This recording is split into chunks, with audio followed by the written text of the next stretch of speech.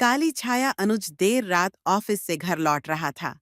रास्ते में शॉर्टकट लेने के लिए उसने जंगल के पुराने रास्ते से जाने का फैसला किया।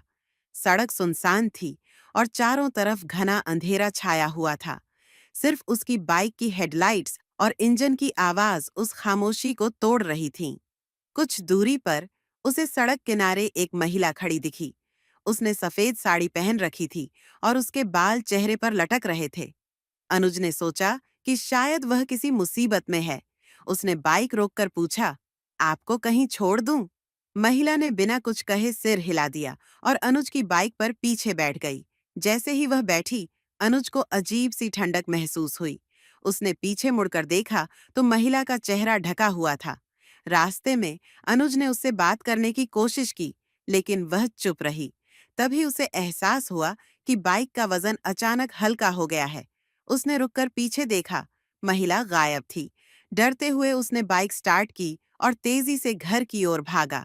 जैसे ही वह अपने घर के पास पहुंचा, उसे अपनी बाइक के शीशे में वही महिला दिखाई दी।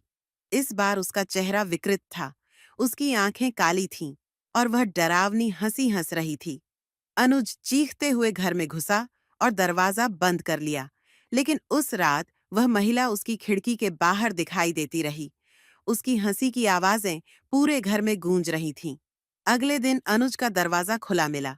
वह घर में नहीं था और सिर्फ एक संदेश दीवार पर खून से लिखा था, तुमने मुझे रास्ता दिखाया, अब मैं तुम्हें साथ ले जाऊंगी।